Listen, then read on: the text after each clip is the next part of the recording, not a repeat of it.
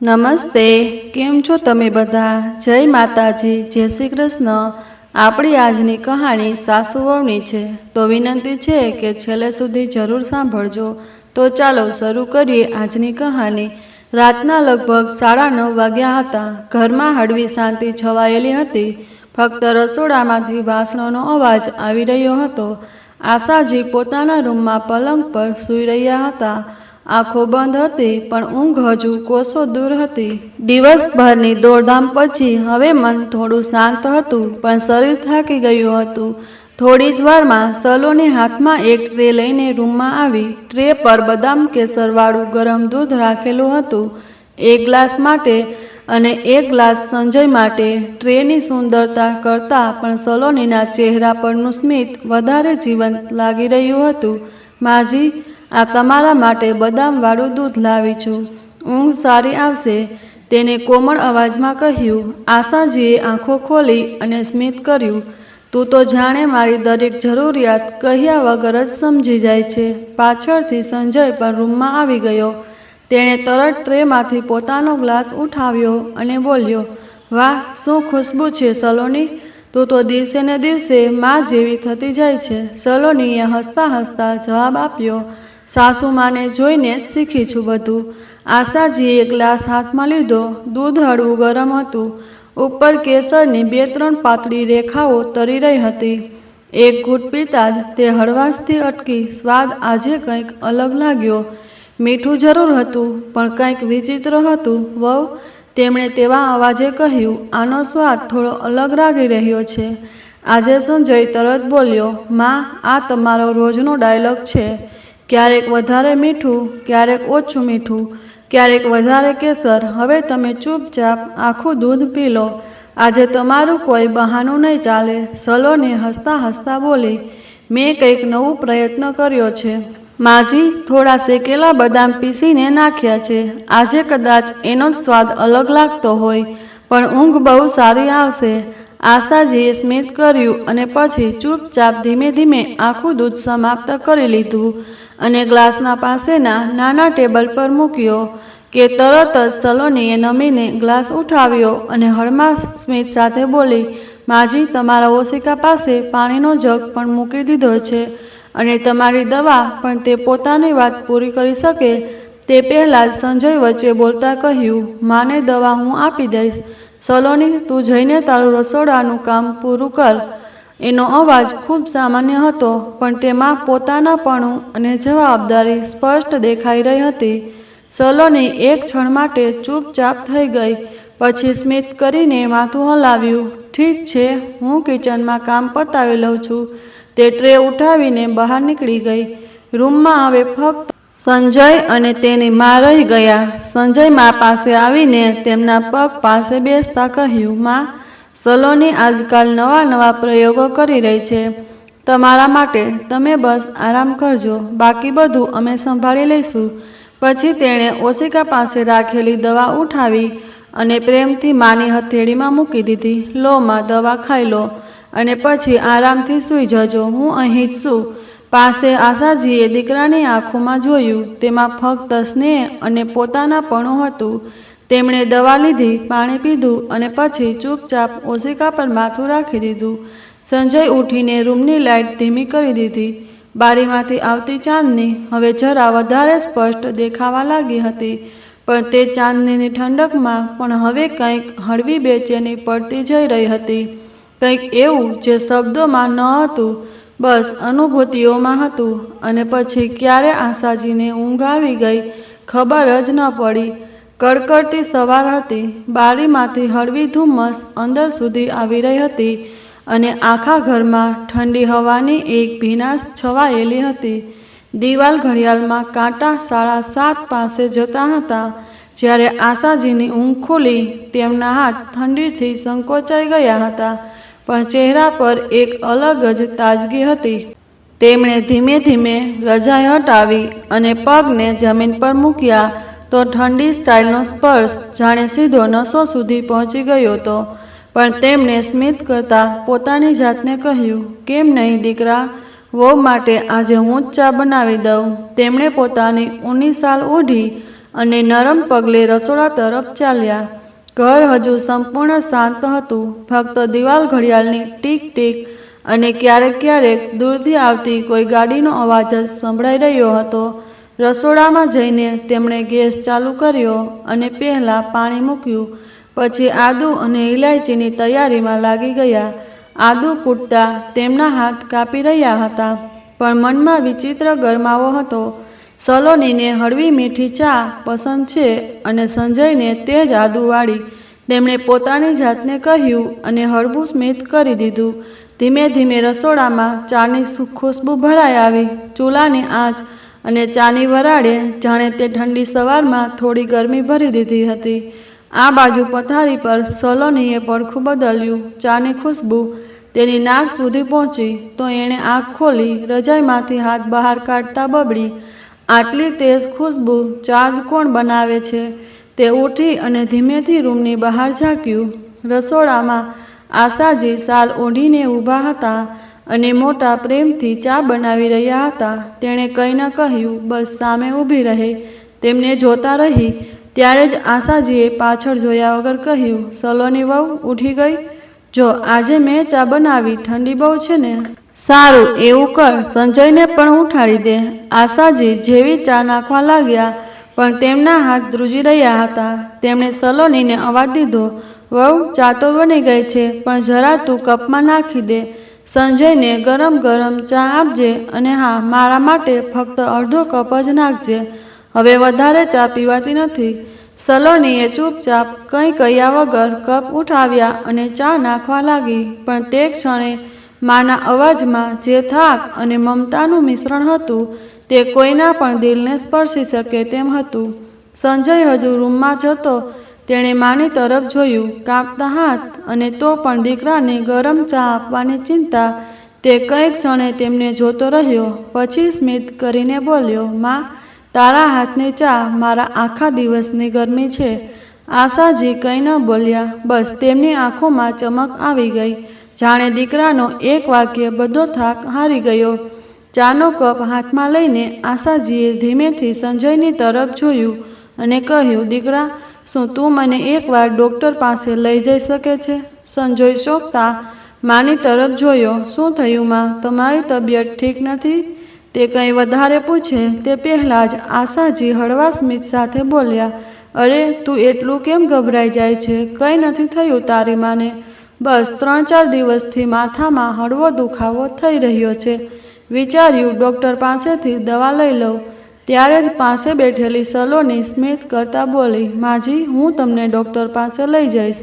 તેમની પાસે તો એમ પણ બહુ કામ રહે છે.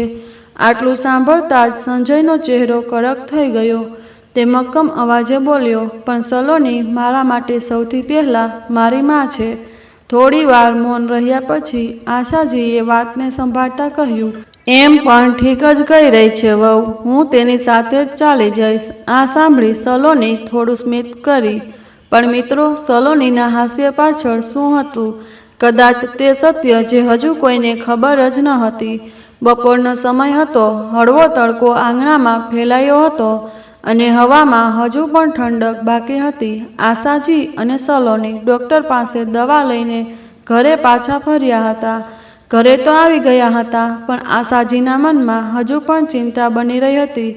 વારંવાર ડૉક્ટરની તે વાત તેમના કાનોમાં ગૂંજી રહી હતી, જે તેમણે બહાર બેસીને સાંભળી હતી જ્યારે તેમનું ચેકઅપ થઈ ગયું હતું અને તેઓ બહાર રાહ જોઈ રહ્યા હતા. ત્યારે સલોની ડૉક્ટરના રૂમમાં અંદર ગઈ હતી.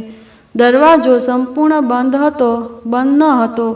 ત્યારે જ આશાજીના કાનોમાં હળવો અવાજ પડ્યો, જેમ મેં તમને જણાવ્યું હતું તેમ બસ તેવી જ દવા આપજો, પણ ધ્યાન રહે આના પર મારું નામ ન આવવું જોઈએ. તે અવાજ ડૉક્ટરનો હતો. આશાજી સ્તબ્ધ રહી ગયા. તેમણે માથું ઝુકાવી લીધું. કંઈ સમજાઈ રહ્યું ન હતું. શું ખરેખર આ જ સાંભળ્યું કે તેમનો વહેમ હતો? તેમના દિલે કહ્યું, નહીં સલોની, આ ન હોઈ શકે. મગજ હવે સવાલોથી ભરાઈ ગયું હતું. તો પણ તેમને સલોનીને કંઈ ન પૂછ્યું. બસ ચૂપચાપ પોતાના રૂમમાં ચાલી ગઈ. પણ દિલ હવે ચિંતિત રહેવા લાગ્યું હતું. તે પોતાની જાતને સવાલ કરતી રહી, ક્યારેક ક્યારેક પોતાના મનનો ડર પણ તો આપણને જ અવાજો સાંભળવા લાગે છે.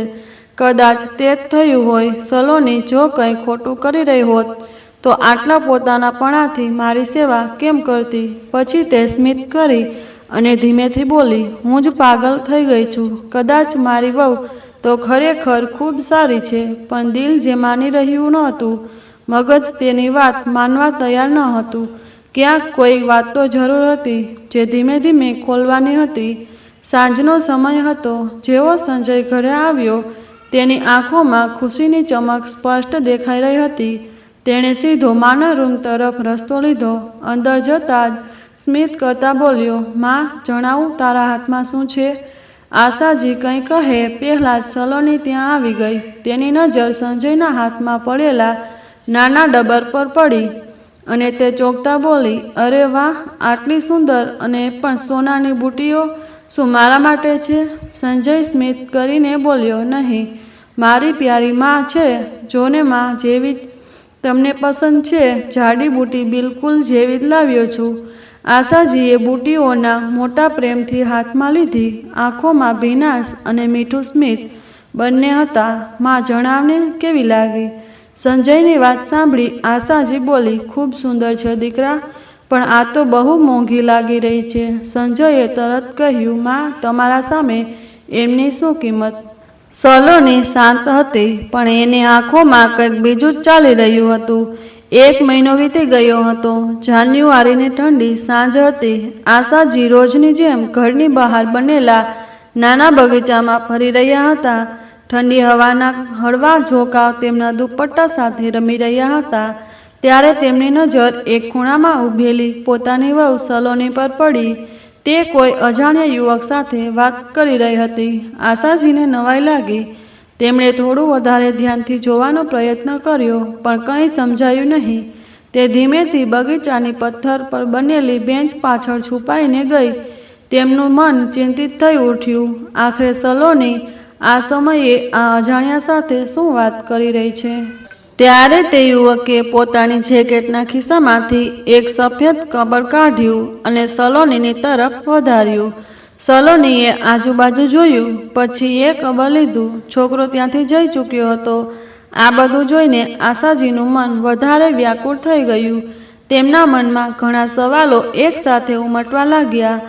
આખરે આ છોકરો કોણ હતો? તેણે કવર કેમ આપ્યું? અને આમાં એવું શું છે જે સલોની આટલી ખુશ થઈ રહી છે? હા, બધું એવું જ થઈ રહ્યું હતું કે જેમ પ્લાન કર્યું હતું.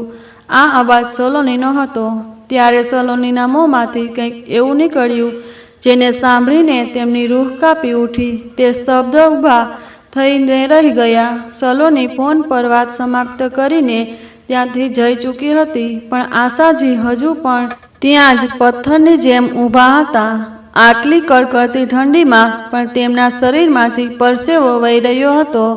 દિલ બેકાબૂ ધડકી રહ્યું હતું અને શરીર એક વિચિત્ર ધ્રુજારીથી ભરાઈ ઉઠ્યું હતું.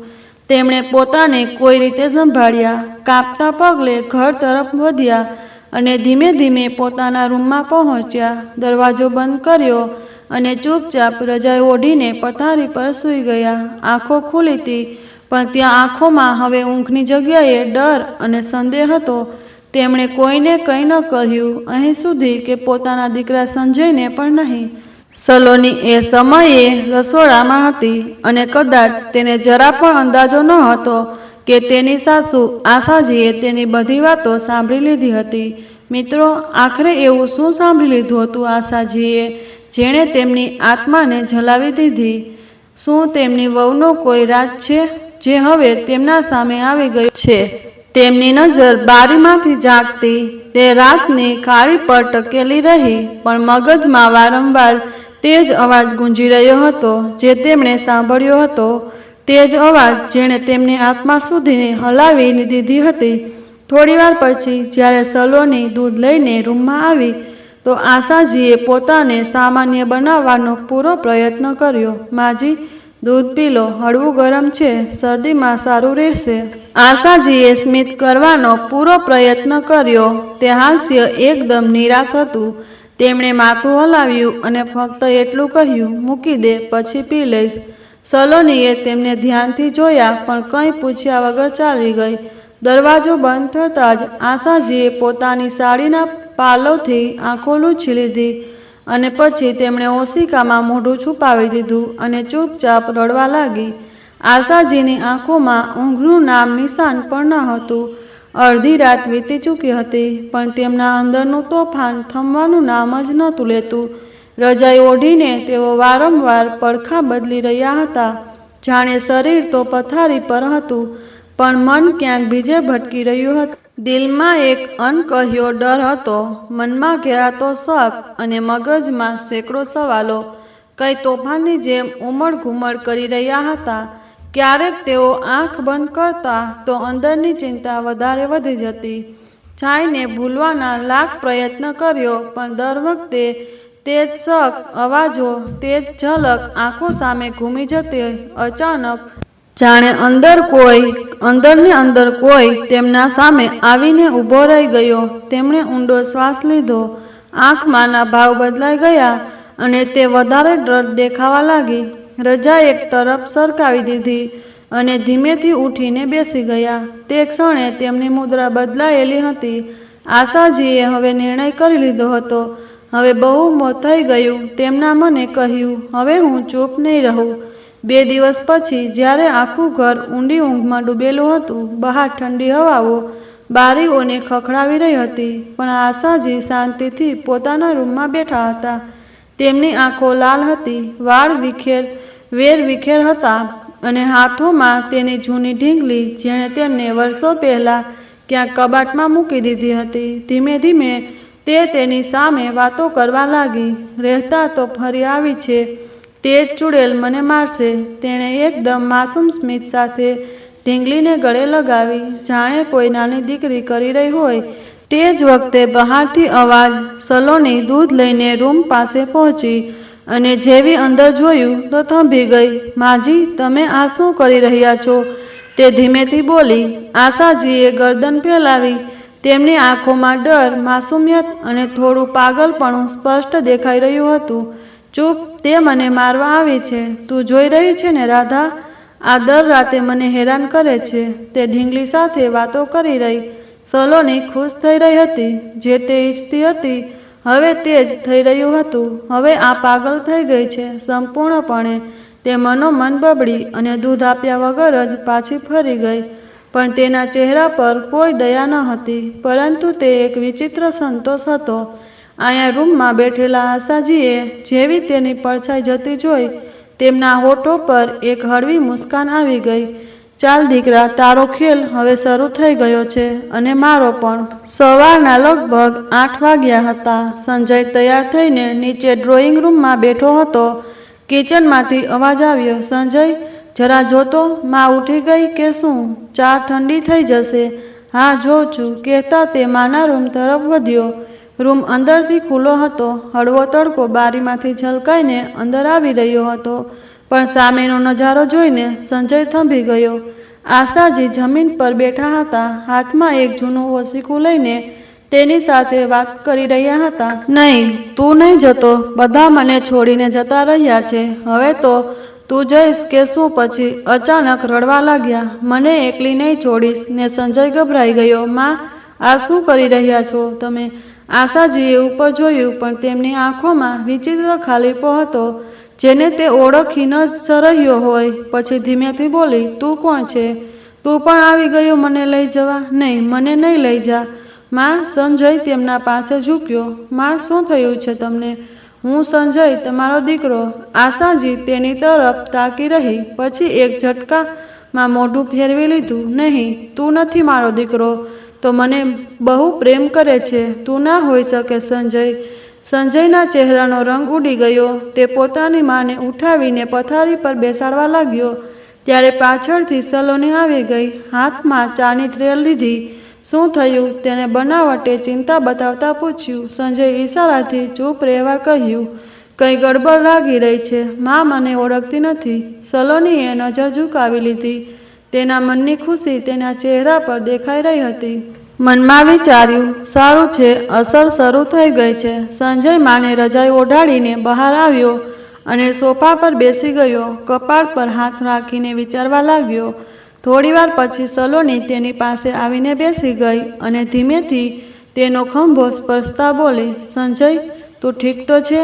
સંજયે એક ઊંડો શ્વાસ લીધો અને કહ્યું, મને સમજાઈ નથી રહ્યું કે માની હાલત દિવસે ને દિવસે કેમ બગડતી જાય છે.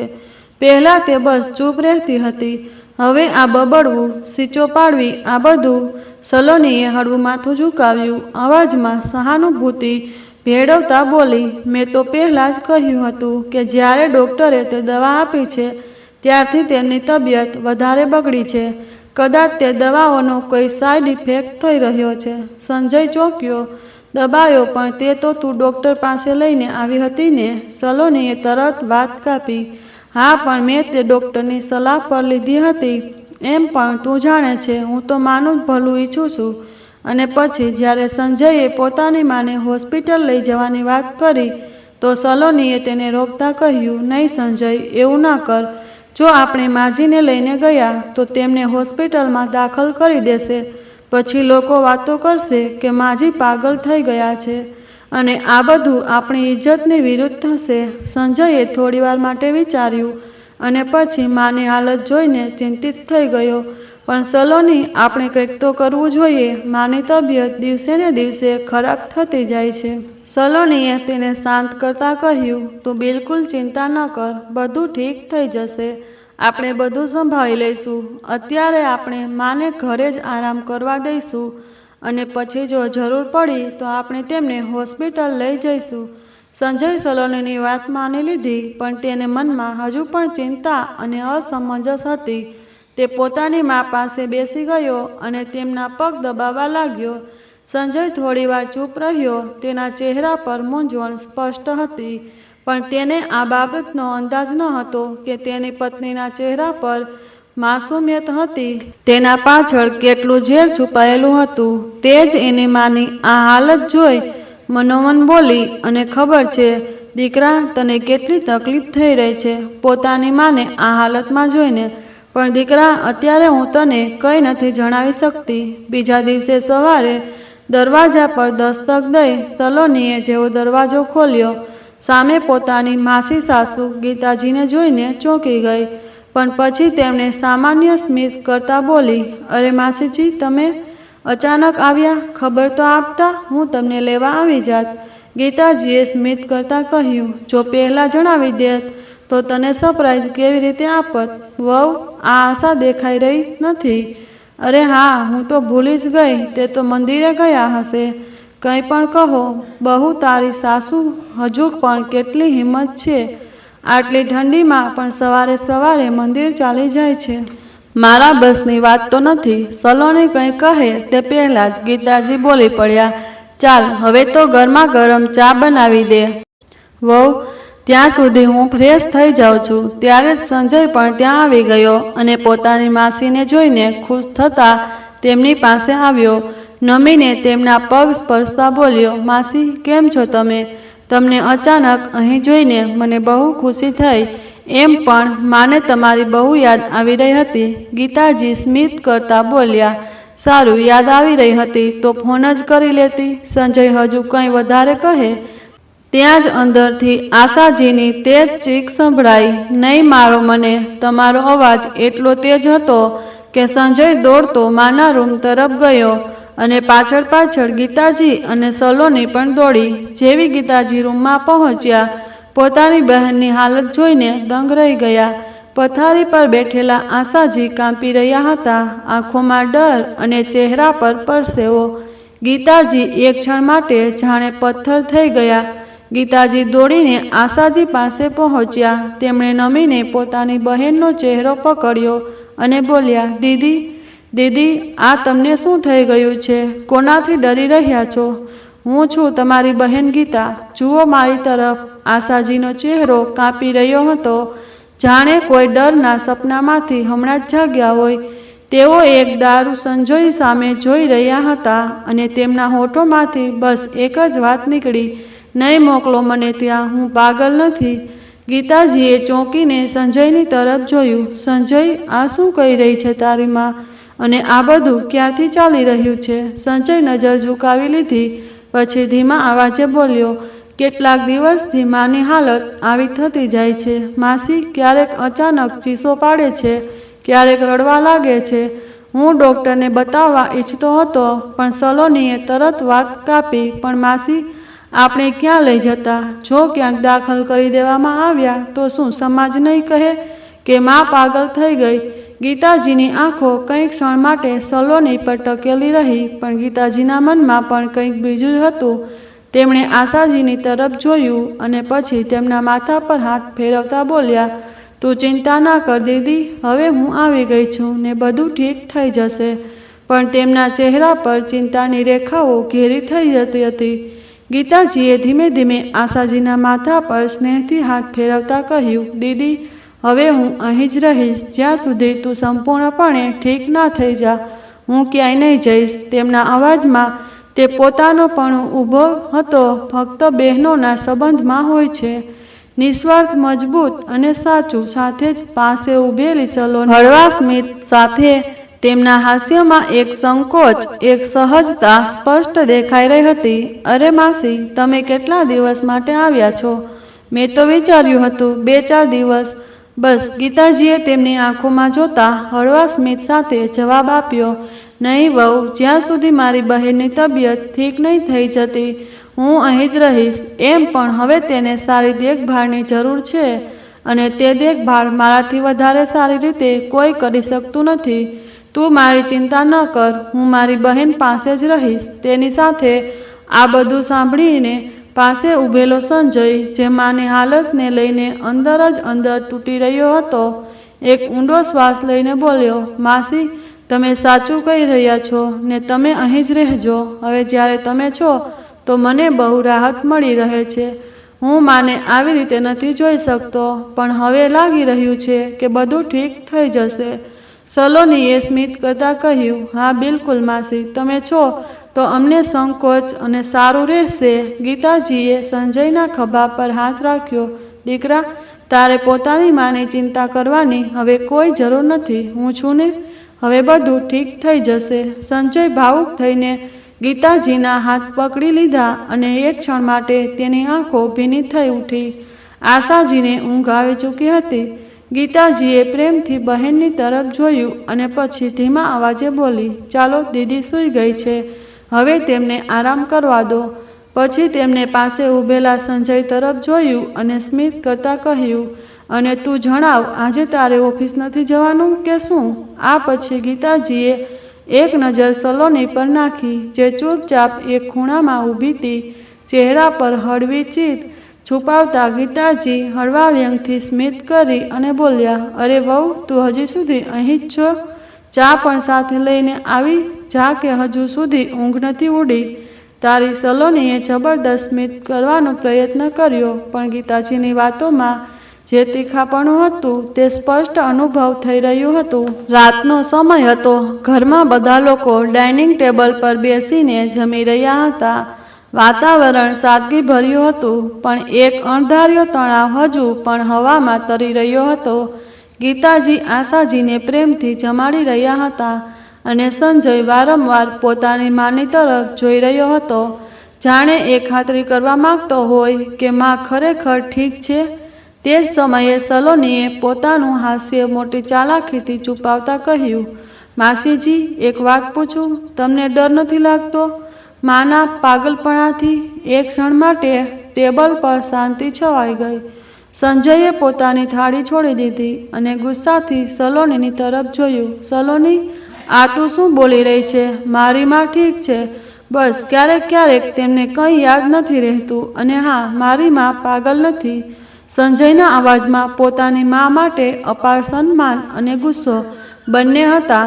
ગીતાજીએ પણ કડક અવાજ અપનાવતા કહ્યું, વહુ, આજે તો આ વાત મોંમાંથી નીકળી ગઈ, પણ આગળથી ભૂલથી પણ મારી બહેનને પાગલ નહીં કહેતી. સલોનીનો ચહેરો અચાનક ફીકો પડી ગયો. તે ગભરાયેલી જેવી દેખાવા લાગી, પણ મનોમન તેની ચાલાકી હસી રહી હતી. પોતાના મનમાં તે વિચારતા હળવાશથી હસી, પાગલ નથી થઈ તો થઈ જશે. દવા ધીમે ધીમે અસર તો કરી જ રહી છે. ડાઇનિંગ ટેબલ પર બધાએ જાણે ખાધું તો ખરું, પણ રાત્રે બધાના મનમાં કોઈને કોઈ શાંત હલચલ જરૂર ચાલી રહી હતી.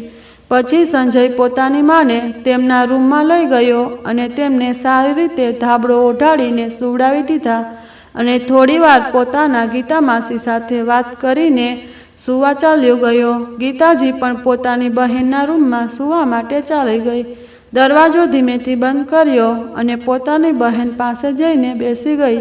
આશાજીએ આંખો ખોલી અને પછી બંને બહેનોની આંખોમાં એક સરખી ચમક હતી. આશાજીએ ધીમે ધીમે આંખો ખોલી અને બંનેની નજર એકબીજા પર પડી. ગીતાજીએ બહુ ધીમેથી કહ્યું, દીદી, બહુ એવું જ થઈ રહ્યું છે જેવું તમે વિચાર્યું હતું. હવે આગળ શું? આશાજીએ હળવાશથી માથું હલાવ્યું અને પછી બોલી, હવે સમય છે મારી વહુને તેની જ ભાષામાં જવાબ આપવાનો. તું બસ એમ જ બધું જોતી રહે, પણ સલોનીને ખબર ન પડવી જોઈએ કે તેને કંઈ પણ ખબર છે. આશાજીના આ કહેવા પછી બંનેની આંખોમાં એક જ ઉદ્દેશ્ય હતો, સચ્ચાઈ સામે લાવવી અને વહુની કાવતરાનો પર્દાફાશ કરવો, જે એક માને પાગલ સાબિત કરી દેવા ઈચ્છતી હતી. આ દરમિયાન આશાજીને તેના જૂના ક્ષણ યાદ આવી ગયા, જ્યારે તેમણે નિર્ણય લીધો અને ફોન કર્યો હતો, ગીતા, તું અહીં મારી પાસે આવી જા. ગીતાએ કહ્યું, શું થયું દીદી, બધું ઠીક તો છે ને? આશાજીએ ઊંડો શ્વાસ લીધો અને કહ્યું, કંઈ ઠીક નથી અને જો તેઓ મોડું કરી દીધું તો પોતાની બહેનને ખોઈ દઈશ. અને હા, આ વાત કોઈને ન કહેતી, સંજયને પણ નહીં. તેમ પણ બહુ પ્રેમ કરે છે મને. જો તને કંઈ પણ ખબર પડી તો તે ખબર નહીં શું કરી બેસશે. પછી આશાજીએ ધીમેથી ગીતાજીને પૂછ્યું, શું તું ક્યાંથી કોઈ ગુપ્ત કેમેરાની વ્યવસ્થા કરી શકે છે? આ સાંભળીને ગીતાજીએ કહ્યું, હા, હું લઈને આવી જઈશ, તમે ચિંતા ના કરો. હજી આ બધી વાતો આશાજી વિચારી જ રહ્યા હતા કે ત્યારે ગીતાજીએ કહ્યું, દીદી, જણાવો ને, હવે આગળ આપણે શું કરવાનું છે?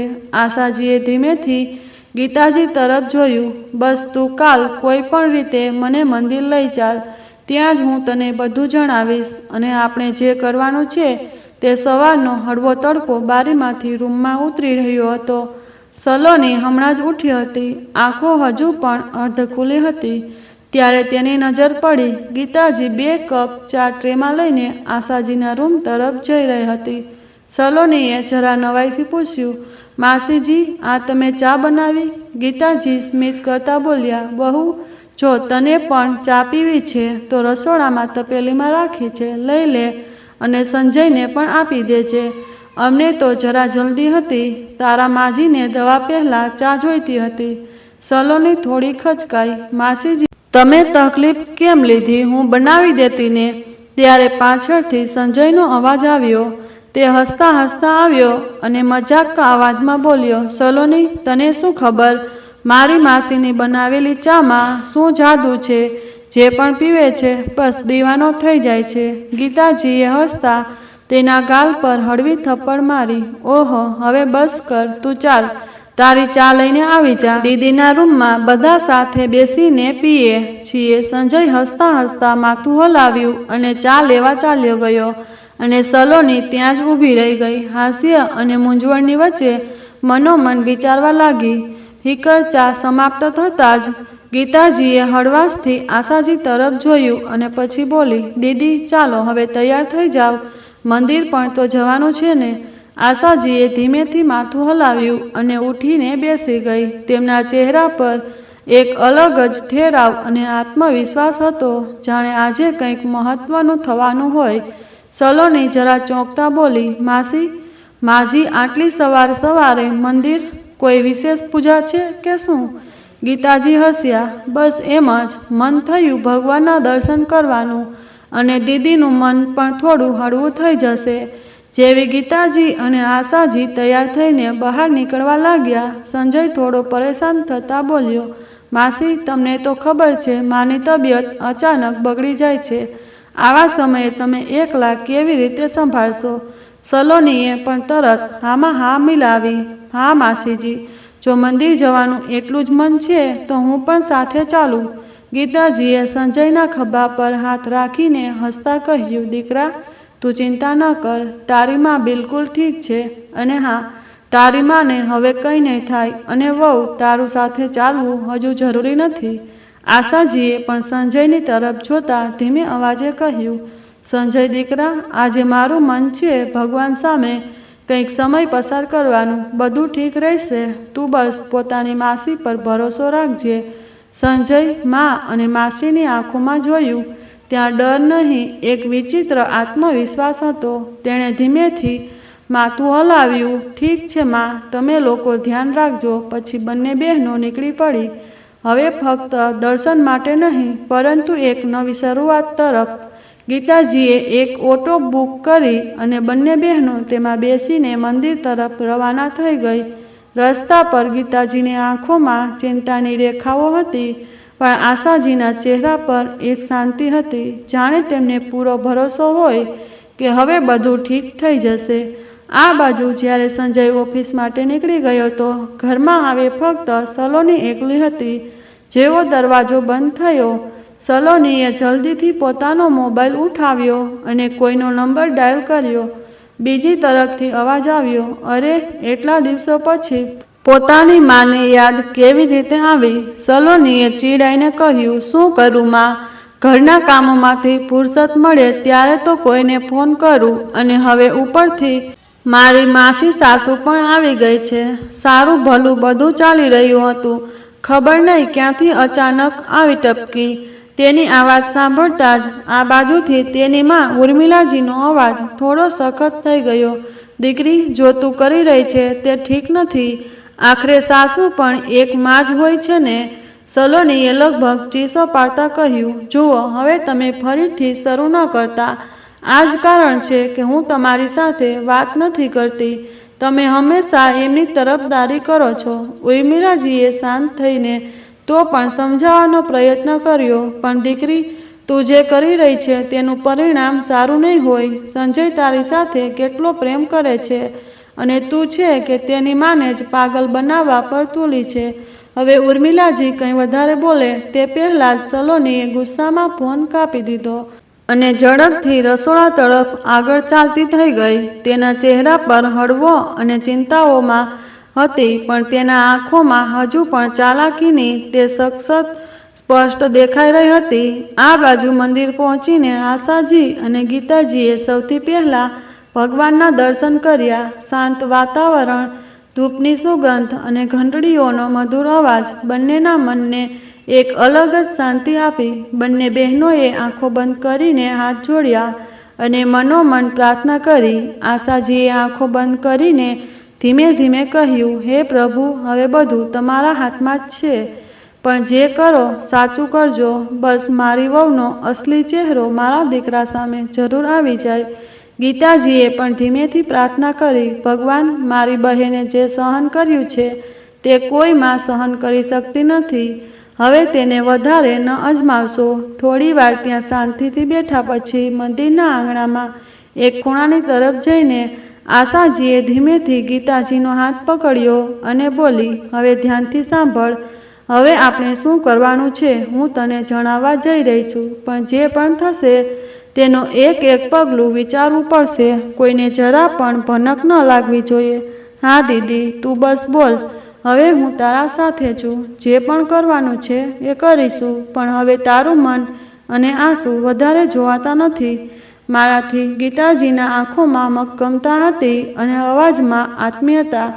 આશાજીએ થોડું નમીને ધીમા અવાજે પૂછ્યું, ગીતા, એ જણાવ કે મેં તને કહ્યું હતું ગુપ્ત કેમેરો શું તું લઈ આવી છે? ગીતાજીએ તરત પોતાના બેગ તરફ ઇશારો કર્યો અને હસતા બોલી, હા દીદી, હું લાવી છું.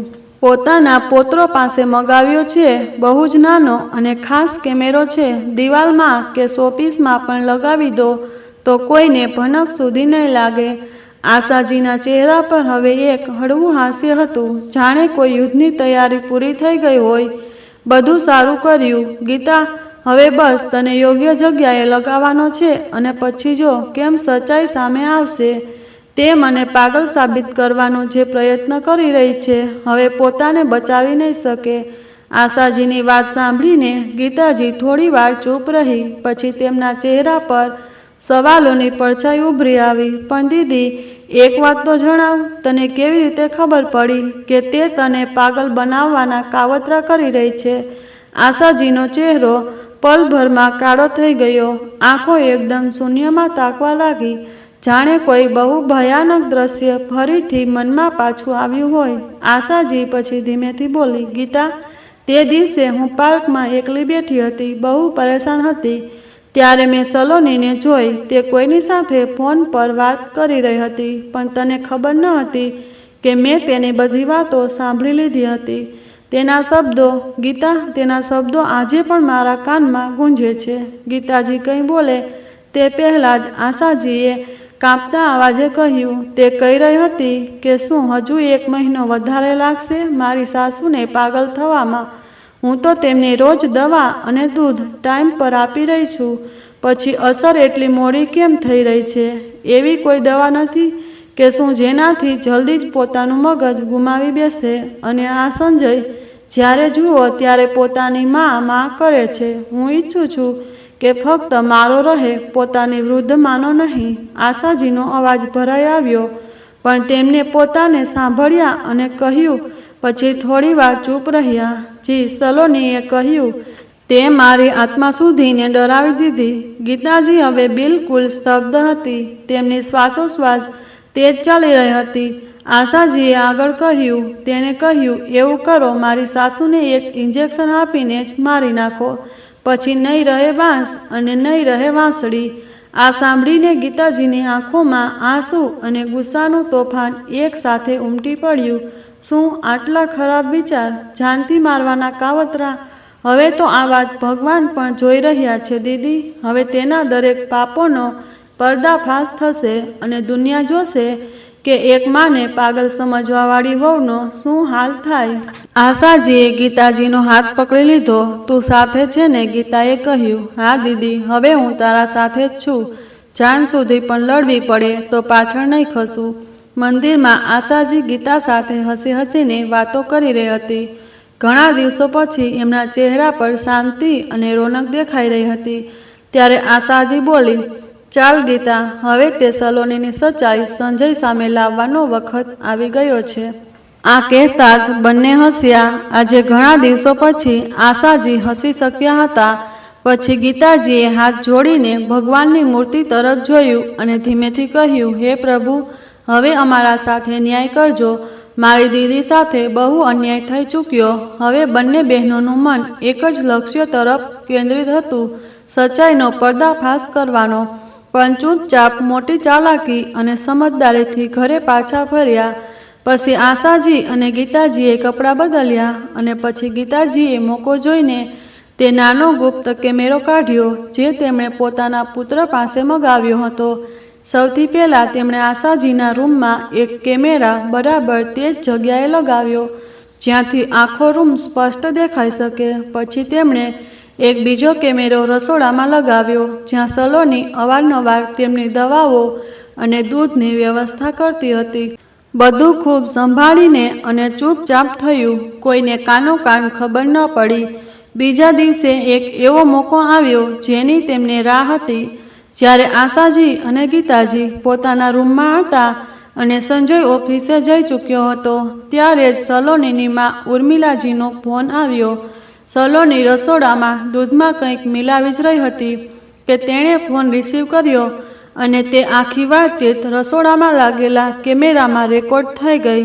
સલોની ગુસ્સામાં બોલી, માં, તમે ફરી ફોન કરી લીધો? ઘરના કામોમાંથી ફુરસત મળે ત્યારે કોઈ વાત કરું. ઉપરથી હવે આ માસી સાસુ પણ ખબર નહીં ક્યારે જશે. અહીંથી ઉર્મિલાજી થોડા નરમ અવાજમાં બોલ્યા, દીકરી, જો તું કરી રહી છે તે ઠીક નથી. આખરે સાસુ પણ તો માં જેવી હોય છે ને. સલોની ગુસ્સામાં બોલી, માં, હવે તમે શરૂ ન થઈ જતા. આ જ કારણ છે કે હું તમારી સાથે વધારે વાત નથી કરતી. અને હા, જે હું કરી રહી છું તે મારા સારા માટે છે. અને રહી તમારા લાડલા જમાઈની વાત, તો તેને આગળ પાછળ પોતાની માં જ નજર આવે છે. આ વાતચીત સંપૂર્ણ રીતે રેકોર્ડ થઈ ગઈ હતી, પણ સલોની આ વાતથી અજાણ હતી. અને વળી આજે આશાજીની આંખો ભીની થઈ ગઈ. પણ આ વખતે ડર નહીં, હવે બહુ જલ્દી તેમની પાસે પુરાવા હશે અને હવે સચ્ચાઈને છુપાવી શકવું અશક્ય હતું. મિત્રો, શું હવે સલોનીની સચ્ચાઈ સંજય સામે આવી શકશે કે કોઈ નવો વળાંક આવવાનો છે? ઘરનું વાતાવરણ બિલકુલ શાંત હતું. ગીતાજી સંજય સાથે બહાર ગઈ હતી. સલોનીને લાગ્યું કે આ યોગ્ય મોકો છે જ્યારે તે પોતાના સાસુ સાથે બે વાતો કરી શકે, અથવા એમ કહો કે પોતાનું અસલી રૂપ ફરીથી બતાવી શકે. આશાજી પોતાના પલંગ પર સૂઈ રહી હતી, જાણે તેમને કંઈક અલગ અનુભવ થઈ રહ્યો હોય કે તોફાન આવવાનું છે. ત્યારે જ દરવાજો ખોલ્યો અને સલોની ચાની ટ્રે લઈને અંદર આવી. લો માજી, તમારા માટે ચા લાવી છું, સલોનીએ મુસ્કુરાતા કહ્યું, પણ તેની મુસ્કાનમાં એક વિચિત્ર ચાલાકી દેખાઈ રહી હતી. આશાજીએ જેવી તેની આંખોમાં જોયું, તેમને અનુભવ થઈ ગયો કે આ જ મોકો છે. તેમણે તરત પોતાની યોજના પર અમલ કરતા ફરીથી હુમલાનું નાટક શરૂ કરી દીધું. તેમના હાથ પગ કાપવા લાગ્યા, આંખો ઉલટવા લાગી અને મોંમાંથી અસ્પષ્ટ શબ્દો નીકળવા લાગ્યા. સલોની પહેલાં તો કંઈક ક્ષણ તેમને જોતી રહી, પછી જેવો તેને વિશ્વાસ થઈ ગયો કે સાસુને ફરી હુમલા પડ્યા છે, તે અચાનક બદલાઈ ગઈ. તેણે આશાજીને જોયા અને જોરથી હસતા બોલી, જોયું, મારી આપેલી દવાનો અસર હવે દેખાવા લાગ્યો છે. હવે તે દિવસ દૂર નથી જ્યારે આ ઘરમાં મારો અને ફક્ત મારો જ રાજ હશે. આશાજીને બહુ પાસે આવીને ધીમેથી બોલી, તારા દીકરાને તો હું પોતાની આંગળીઓ પર નચાવીશ. હજુ સુધી તો તે માની માળા જપતો હતો, હવે જોજે ફક્ત અને ફક્ત પોતાની પત્નીની માળા જપશે. આટલું કહીને તે જોરથી હસી અને પછી તેણે કંઈક એવું કર્યું જેને જોઈને કોઈને પણ આત્મા કાંપી જાય. સલોનીએ પોતાની સાસુને પગથી જોરદાર ધક્કો માર્યો, જેનાથી આશાજી પલંગ પરથી નીચે પડી ગયા. ચાલ પાગલ, ક્યાંયની કહીને તે જોરથી દરવાજો ખોલીને રૂમમાંથી નીકળી ગઈ, જાણે તેને કોઈ ડર જ ન હોય. રૂમમાં આવે ફરીથી શાંતિ છવાઈ ગઈ. આશાજીએ કંઈક ક્ષણ પછી ધીમે ધીમે ઉઠતા ચારે બાજુ જોયું. તેમની શ્વાસોશ્વાસ તેજ ચાલી રહી હતી, પણ તેમની આંખોમાં આંસુની સાથે એક શાંતિ પણ હતી. તેને ચૂપચાપ જઈને તે નાનો ગુપ્ત કેમેરો બંધ કર્યો અને સાવચેતીથી તેને એક કપડામાં લપેટીને કબાટમાં છુપાવી દીધો. હવે તેમની પાસે પુરાવા હતા, સલોનીની અસલિયતનો, તેને કાવતરાનો, તેના ઈરાદાનો. હવે તે દિવસ દૂર નથી જ્યારે બધાની સામે આ વહુનો નકાબ ઉતરવાનો હતો. જેવો સંજય અને ગીતાજી બજારમાંથી પાછા ફર્યા, દરવાજો ખોલતા જ તેમને સલોનીના જોર જોરથી રડવાનો અવાજ સંભળાયો. સંજય સલોની દોડતી આવી અને રડતા રડતા તેના ગળે વળગી ગઈ. મારે હવે આ ઘરમાં નથી રહેવું. આજે તો તમારી માએ મારું ગળું જ દબાવી દીધું. બહુ મુશ્કેલીથી હું મારો જીવ બચાવીને નીકળી છું. સંજય એકદમ સ્તબ્ધ રહી ગયો. શું, માએ તારું ગળું દબાવી દીધું? તેણે તરત પોતાની મા તરફ જોયું, જે હવે પણ ચૂપચાપ પોતાના રૂમના દરવાજા પાસે બેઠી હતી. ગીતાજીને વિશ્વાસ ન થયો કે સલોની એટલો મોટો આરોપ લગાવી રહી છે. જુઓ, સલોનીએ પોતાની ગરદન દબાવતા કહ્યું, આ લાલ નિશાન જુઓ અને શું પુરાવા જોઈએ છે તમને?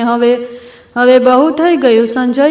હવે સમય આવી ગયો છે કે તું પોતાની માને પાગલખાને મોકલાવી દે, આ પહેલાં કે તે કોઈનો જીવ લઈ લે. સંજય એકદમ ગુસ્સામાં આવી ગયો. તેણે પોતાની આંખોમાં ગુસ્સો અને મૂંઝવણ બંને લઈને કહ્યું, તું હોશમાં તો છે સલોની? શું બકવાસ કરી રહી છે? માં આવું ક્યારેય નહીં કરી શકે. ગીતાજી ગુસ્સામાં કાપતી સલોનીની તરફ આગળ વધી અને બોલી, તને શરમ આવી જોઈએ સલોની? આવી કાવતરા, આવી નીચ હરકતો. પણ સલોની તો ક્યાં રોકાવાની હતી. તે વળીને બોલી, માસીજી, તમે અમારા ઘરેલું મામલાઓમાં દખલ ન આપો તો જ સારું રહેશે. ત્યારે આશાજી, જે હજુ સુધી શાંત હતી, પૂરી તાકાતથી આગળ વધી અને એક જોરદાર તમાચો સલોનીના ગાલ પર ચોડી દીધો. ચૂપ, ખબરદાર મારી બહેન વિશે એક પણ શબ્દ કહ્યો તો વહુ સાંભળી લીધું તારું નાટક. સલોની સ્તબ્ધ રહી ગઈ. તેને વિશ્વાસ જ નહોતો થયો કે તેની સાસુએ તેને તમાચો માર્યો છે. તેના ચહેરા પર ડર અને આંચકો બંને સ્પષ્ટ દેખાઈ રહ્યા હતા. ત્યાં ઊભેલા સંજયને જેવી પોતાની માને આ રૂપ જોયું તે સંપૂર્ણપણે હોશમાં સખત અને આત્મવિશ્વાસથી ભરેલી તેની આંખોમાંથી આંસુ નીકળી પડ્યા। તે દોડીને પોતાની મા પાસે ગયો અને કાંપતા અવાજે બોલ્યો, માં, તમે તો બિલકુલ ઠીક છો, પણ સલોની કહી રહી હતી કે તમે પાગલ થઈ ગયા છો। આશાજીએ તેની તરફ જોયું અને પછી ભરાયેલા અવાજે બોલી, સાચું કહ્યું આણે, પાગલ બનાવવામાં તો કોઈ કસર છોડી જ ન હતી। આનો બસ ચાલતો તો આજે તારી માં કોઈ પાગલખાનાની સળિયાઓ પાછળ હોત। સલોની હવે રડવા લાગી કે તમે શું બોલી રહ્યા છો? આવું કંઈ નથી। પણ સંજય હવે લાલ પીળો થઈ ગયો હતો। તેને પોતાના કાનો પર વિશ્વાસ નહોતો થઈ રહ્યો। માં, તમે આ શું બોલી રહ્યા છો? આશાજીએ સંજયની તરફ જોયું અને ધીમા પણ મક્કમ અવાજે બોલી, સંજય, હવે સમય આવી ગયો છે કે તું પોતાની આંખોથી બધું જો। આ તે સચ્ચાઈ છે જે હજુ સુધી નથી જોઈ શક્યો। તેમણે પોતાના રૂમમાં લાગેલા ગુપ્ત કેમેરામાંથી કાઢેલો મેમરી કાર્ડ પોતાની મુઠ્ઠીમાંથી બહાર કાઢીને સંજયની હથેળી પર મૂકી દીધો। ત્યાં જ ગીતાજી પણ તરત રસોડા તરફ વળ્યા અને ત્યાં છુપાયેલા બીજા કેમેરાનો મેમરી કાર્ડ પણ કાઢી લાવ્યા। ગીતાજીએ કહ્યું, આ બીજું કાર્ડ છે। રસોડામાં જે ખેલ થઈ રહ્યો હતો ને તે પણ રેકોર્ડ થયો છે। હવે નિર્ણય તું પોતે કર। સંજયે કાપતા હાથે બંને કાર્ડ પોતાના લેપટોપમાં લગાવ્યા। જેવો તેને પહેલો વિડીયો પ્લે કર્યો, બધાની નજર સ્ક્રીન પર ટકી ગઈ। વિડીયોમાં તે સ્ક્રીન ચાલી રહ્યો હતો। સલોની આશાજીના રૂમમાં દાખલ થઈ રહી હતી। પછી જેવી સલોની રૂમમાં આવી પછી તેની ગંદી વાતો અને તેનો અસલી ચહેરો એક એક કરીને સામે આવવા લાગ્યા। જોયું, મારી આપેલી દવાનો અસર। હવે તે દિવસ દૂર નથી જ્યારે આ ઘરમાં મારું રાજ હશે। તારો દીકરો તો મારી આંગળીઓ ઉપર નાચ્યા કરશે। પછી સલોનીના તે શબ્દો સાંભળ્યા જેણે આખા ઘરને હલાવી દીધું। હજુ સુધી માની માળા જપે છે ને, હવે મારી જપશે। ચાલ પાગલ, ક્યાંયની। અને તે પછી કેમેરામાં સ્પષ્ટ દેખાયું, સલોનીએ પોતાની સાસુને પોતાના પગથી ધક્કો મારી દીધો। આખા ઘરમાં એકદમ શાંતિ છવાઈ ગઈ। સંજયની આંખો ફાટી ગઈ હતી। તેના ચહેરા પરથી જાણે બધું લોહી ઉતરી ગયું હોય। તેને કંઈ સમજાઈ રહ્યું ન હતું કે શું જોઈ રહ્યો છે અને શું અનુભવ કરી રહ્યો છે। સલોની તડપીને બોલી, આ બધું ખોટું છે। આ બંને મળીને મને ફસાવા ઈચ્છે છે। આ બધું એમની એક ચાલ છે। પણ જેવો સંજય ગુસ્સો અને આત્મવિશ્વાસથી તેની તરફ આગળ વધ્યો, સલોનીની જીભ લડખડાઈ ગઈ। તેનો ચહેરો પીળો પડી ગયો અને તે ધીમા પગલે જઈને રૂમના એક ખૂણામાં ઊભી રહી ગઈ। તેમાં કંઈ પણ કહેવાની હિંમત બચી ન હતી। ત્યારે સંજય બીજું મેમરી કાર્ડ રસોડાવાળું લેપટોપમાં લગાવ્યું। વિડીયો ચાલ્યો અને એક એક સચ્ચાઈ સામે આવવા લાગી। સલોની પોતાના ફોન પર પોતાની મા ઉર્મિલાજી સાથે વાત કરી રહી હતી અને કેમેરામાં સ્પષ્ટ દેખાઈ રહ્યું હતું। સલોની ગુસ્સામાં બોલી, માં, તમે ફરી ફોન કરી લીધો? ઘરના કામોમાંથી નવરાશ મળે ત્યારે કોઈ વાત કરું। ઉપરથી હવે આ માસી સાસુ પણ ખબર નહીં ક્યારે જશે અહીંથી। પછી તે બધી વાતો તેણે બોલી હતી પોતાની મા સાથે। અને રહી તમારા લાડલા જમાઈની વાત, તો તેને તો આગળ પાછળ પોતાની માં જ નજર આવે છે। પછી તે હાસ્ય જે કોઈની આત્મા સુધી ધ્રુજાવી દે। આ ઘરની રાણી હું બનીશ, ફક્ત હું। આટલું સાંભળતા જ સંજયની રગ રગ સળગી ઉઠી। તેની આંખોમાં આંસુ હતા, પણ હવે તે આંસુ દુઃખના નહીં, ગુસ્સા અને શરમના હતા। તેણે સલોની તરફ જોયું અને એક બરફ જેવા ઠંડા પણ અત્યંત કડક અવાજમાં કહ્યું, તારી આટલી હિંમત? અને પછી એક જોરદાર તમાચો સલોનીના ગાલ પર પડ્યો। સલોનીનું માથું ઝટકી ગયું। તે સ્તબ્ધ રહી ગઈ। તેની આંખોમાં નવાઈ અને ડર સ્પષ્ટ દેખાઈ રહ્યો હતો। આશાજીએ સંજયની આંખોમાં જોઈને ભરાયેલા ગળાથી કહ્યું, દીકરા, મને માફ કરી દેજે। આ ઘરને અને તને બચાવવા માટે મને અને ગીતાને આ બધું કરવું પડ્યું, જેથી સલોનીનો અસલી ચહેરો તારા સામે આવી શકે। હવે તું નક્કી કર તને શું કરવાનું છે। સંજય એમાંની વાત સાંભળતા ઊંડો શ્વાસ લીધો અને કડક અવાજમાં બોલ્યો, કરવાનું શું છે માં? હવે આ ઘરમાં એક ક્ષણ પણ નહીં રહી શકે। આ સાંભળતા જ સલોની આશાજીના પગમાં પડી ગઈ માજી, મને માફ કરી દો. જે થયું તે મારી ભૂલ હતી, પણ મને આ ઘરમાંથી નહીં કાઢશો, પ્લીઝ. પણ ત્યારે સંજયે ગુસ્સામાં તેનો હાથ પકડ્યો અને કહ્યું, ગાડીમાં બેસ. હવે સલોની ડરી ગઈ હતી. કંઈ કહ્યા વગર ચૂપચાપ ગાડીમાં બેસી ગઈ. આખા રસ્તે સંજય એક શબ્દ ન બોલ્યો. ગાડીનું વાતાવરણ એકદમ શાંત હતું. ફક્ત સલોનીના હૃદયના ધબકારાનો અવાજ સંભળાઈ રહ્યો હતો. થોડીવાર પછી સંજય ગાડી સીધી સલોનીના પિયર બહાર રોકી દીધી. ઉતરતા જ સલોનીનો હાથ પકડીને દરવાજા તરફ આગળ વધતા બોલ્યો, ચલ. સંજય, હાથ છોડ, દુખી રહ્યું છે, સલોની રડતા રડતા બોલી. જેવી દરવાજા સુધી પહોંચ્યા, સલોનીની માં ઉર્મિલા દરવાજો ખોલીને સામે આવી. દીકરીને આવી હાલતમાં જોઈને ચોંકી ઉઠી. અરે, આ બધું શું થઈ રહ્યું છે? સંજય તેની આંખોમાં આંખો નાખીને કહ્યું, સંભાળો પોતાની દીકરીને અને એનો ખ્યાલ રાખજો. હવે જો આને મારા ઘરમાં પગ મૂક્યો તો સારું નહીં થાય. છૂટાછેડાના કાગડો જલ્દી તમારી પાસે હશે. આટલું કહીને સંજય પાછળ જોયા વગર ત્યાંથી નીકળી ગયો. સલોની ત્યાં જ દરવાજા પર બેસીને જોર જોરથી રડવા લાગી. તેની માએ નારાજગીથી તેની તરફ જોયું અને કહ્યું, જોયું, એટલે જ કહેતી હતી આ બધું ન કર, પણ તને તો ફક્ત સાસુને પાગલ કરવાની પડી હતી. હવે રડ. હવે તો કંઈ બચ્યું નથી. સલોની હવે પોતાના કાર્ય પર પછતાઈ રહી હતી, પણ બહુ મોડું થઈ ચૂક્યું હતું. ત્યાં જ બીજી તરફ સંજય મા પાસે પાછો ફરીને આવ્યો. આશાજીને ગળે લગાવીને રડી પડ્યો. માં, આ બધું જો તમે પહેલાં જણાવી દીધું હોત તો તમને આ દિવસ ન જોવો પડત. આશાજીની આંખોમાં પણ આંસુ હતા. તેમણે દીકરાના માથા પર હાથ રાખતા કહ્યું, દીકરા, હું ડરતી હતી કે જો મેં વહુ વિશે કંઈ કહ્યું તો તું જ મને ખોટી સમજીશ. ત્યારે જ ગીતાજી હસતા ગરમ ગરમ હલવો લઈને આવ્યા. હવે બહુ થઈ ગયું, રડવું ધોવું બધું ઠીક થઈ ગયું અને આપણે ભગવાનનો આભાર માનવો જોઈએ, જેણે આપણને આવી વહુના ઝાડમાંથી બચાવી લીધા.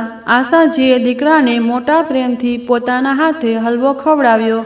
ગીતાજીએ તેમની નજર પણ ઉતારી અને બોલી, ભગવાન, આ મા દીકરાની જોડીને કોઈની નજર ન લાગે.